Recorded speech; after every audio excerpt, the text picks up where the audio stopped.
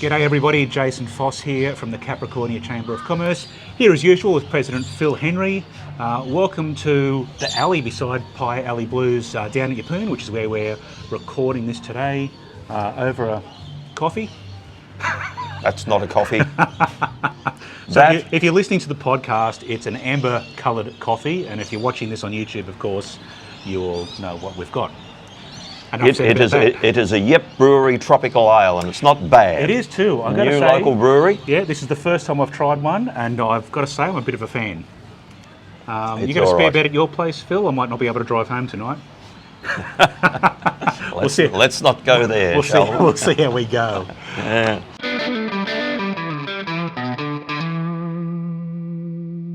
All right, so we've just had a federal election. We have indeed. In case you weren't up on the news. No, I'm sure you're not getting the news from us. If you are, you're in bigger trouble than you thought. Yeah, so we've got a new federal government, but our local member, Michelle Landry, who does a fabulous job, she's retained her seat. So, and we talk to Michelle quite regularly, and we'll continue to do that, and we'll see how our new federal government pans out. Excellent. Yeah. So congratulations to Michelle. She's got a tougher job ahead of her now that she's sitting in the opposition bench rather than in government. But we will, all of us be keeping an eye on making sure that we don't get forgotten, that this area does not get forgotten. No, exactly right. And there are obviously federal legislative issues that impact small business, fair work to start with. Which sort of leads me to say, if this sort of stuff, if you've got stuff that's affecting you, we are here to advocate on your behalf, as we've said before. And while in this case we'd be advocating to an opposition member, that doesn't mean it goes nowhere, because oppositions always are in there lobbying and trying to get things changed. So that doesn't change, basically. Of course, not forgetting too our connections with CCIQ in Brisbane. So, the state body down there have their connections. Within the new federal government, no doubt. Yeah. So it's certainly not going to go nowhere. No, exactly right. Now, I know we say this to you all the time, is to let us know what's troubling you. So I'll just say it again, let us know what's troubling you, what's, particularly in relation to... So Phil, I'm not really clear on this. What would you like people to do? Let us know what is troubling you. What specific instances of red tape, folks? Because CCIQ have done a red tape survey and they're just renewing that. So we need details. That's the thing. I mean, we know a lot of people sort of red tape, but unless it's specific... Nice red motorcycle. Red motorcycle. So, unless it's specific, we've really got nothing to work on, and that's that applies everywhere. So it's just I'm just renewing our request to you. I was trying to get away from request. Have another sip. God web.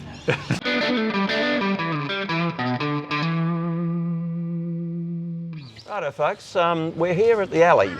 Used to be known as Pie Alley Blues. It's now the Alley. And the new owners are Leah and Ben Crowley, who are here with me. So Leah and Ben, what drove you to buy this, and how did you envisage it? What sort of processes did you go through? What were the things as small business owners? Now we know you already own the Combi Craig. And I'm wearing the shirt. And you're wearing the shirt. You're all over it. You're all over it. So I guess the brief history is that I was involved with Pie Alley going right back to the start from a musical point of view, playing drums in the blues clubs and that sort of thing. And a little bit after that, I met Leah. Fast forward a long way. And first public date? It was actually our first public date. Is that right? Yeah. We didn't meet here, as myth would have it, but we did. But it was our first public date. And when the opportunity came up to purchase it, we'd just been looking at another business that didn't happen and jumped on this one. Okay. So what are the things you need to think about when you're either starting a new business or buying an existing one? Things. Well, let's hear some of the so many things, eh? From my point of view, it was how to style it, how to make it more inclusive, because it was a blues bar predominantly, and just how to open all the time, because when Main Street is shut down, we just wanted to look alive. So having a strong focus on coffee in the morning meant that we'd be open quite early, and then that can transition into night. So choosing the right colours, and just the aesthetics. So that was my first job, as well as gutting and cleaning and things like that. Yep, there's a fair bit done.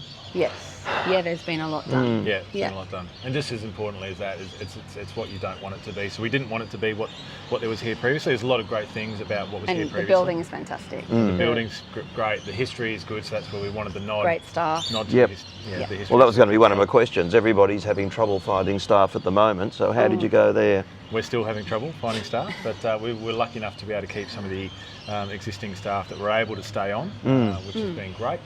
But hopefully this is from here up. So I've taken my overalls off. I've been in the kitchen all day. Right. Without our aprons haven't arrived. So it's very hands-on for us at the moment. Very hands-on.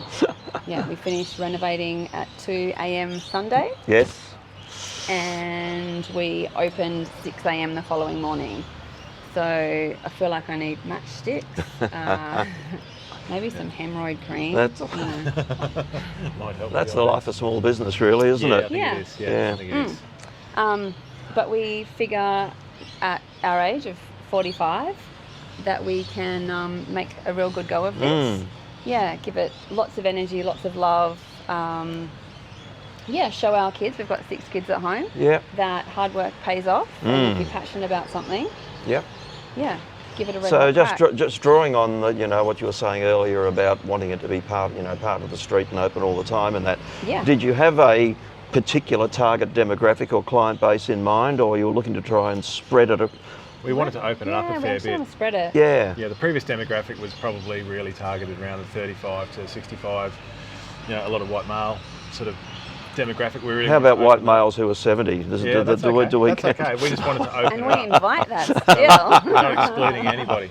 So we've got 6 kids between us. The eldest is 21. So we want those guys who currently avoided the old venue like the plague. So we want those guys to be able to come through. So that means different music on different times of weeks and months.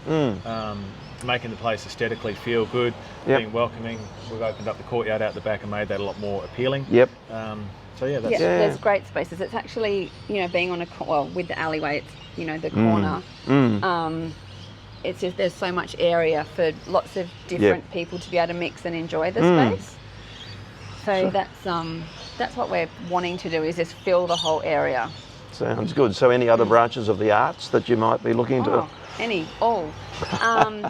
So with the stage, or if we could put, if someone has something to say, whether it's comedy, anything, burlesque, open mic, get up and have a jam. So with the music scene, we haven't really touched on that yet. Like for Ben and I, it's been about rostering and staff and menus and all the planning. Just getting open. All the things, things, the point of sale stuff. We're thinking we want a little bit more flexibility, like we don't want to lock in, fully book our month out. Like if there's like a travelling artist that, wants a space to showcase what they can do, that's kind of what I'm hoping can happen. Okay. Yeah, we'd love to maybe do some ticketed events with artists that maybe would otherwise be out of our pay grade. Yeah. If we can do some ticketed events, that'll be great. Yeah. So we can apply for a license so we can utilise the courtyard. And that which gives us more space because it can get quite jammed inside sometimes. All right, so just to wrap this up, for anybody who's looking at doing something like this, whether it's opening a business, following the passion and trying to make a go at as a business, what's the number one thing that people should think about? I think if you're going to do anything, you've got to do it with love. If you don't have the passion, then what are you doing it for? So you got to back yourself all the way trust through. yourself. That's what I'm learning. That's really good. Trust yourselves. Yeah. Well, congratulations here in the alley. That's crazy. Well done. We'll be looking to seeing a lot more of you. So well done. Congratulations. Thanks Phil. Yes.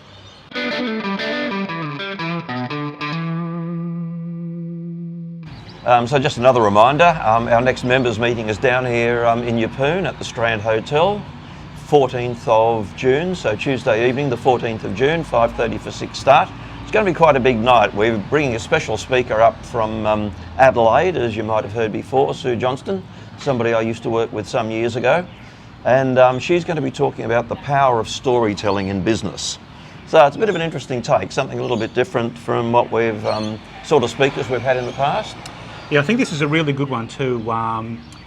one thing I notice a lot is a lot of businesses, when they're posting stuff to social media, it's kind of a bit boring and run-of-the-mill, and like this would be a really good opportunity to get some new perspectives and how to tell your story in an interesting and engaging way. And I find that's a common struggle. Like, you know, what do I post? It's just a photo of this and a photo of that. Like, let's get a bit deeper and have a bit more of a think about the story that we're telling. Good news on that too is that when I checked the registrations yesterday, the numbers are looking pretty good. Yep. So expecting good turnout. The capacity at the Strand, I think, is about 150 people potentially. So there'll be plenty of tickets available, but certainly at the moment looking like it's going to be a good turnout. It will be. And while it's not the most perfect fit with what Sue's going to talk about, we're also got a representative from local Yeppoon Police to come and talk. There has been, for some time, a bit of a crime wave, juvenile crime wave around here that we've heard about. And so I'm getting the police to come along and talk about their operational, what they're doing operationally. In fact, when I spoke to the rep last week actually, he said actually it's trended down a little bit, so that will be good news. But on the other hand, and it's actually everywhere, but it is here. So we need to just basically inform you about what the police are doing. And I'm sure they'll also have some recommendations and some tips. Yes, exactly. Some things you can do as well. So that alone could definitely be worth coming along to find that out. Yeah, exactly right. Put them on the spot now. I hope they do. I'm sure they will. They will. They're committed to that. I will say now, though, that, all right, anything that sits underneath or behind, if you like, the operational arrangements, so in other words, the Juvenile Justice Act, that's basically off limits. We will go into bat on that because that is more than apparently what's driving a lot of the residual and continuing crime. We can't put that on our local police rep to talk about, but you can come and talk to me about it because I will be doing something about it.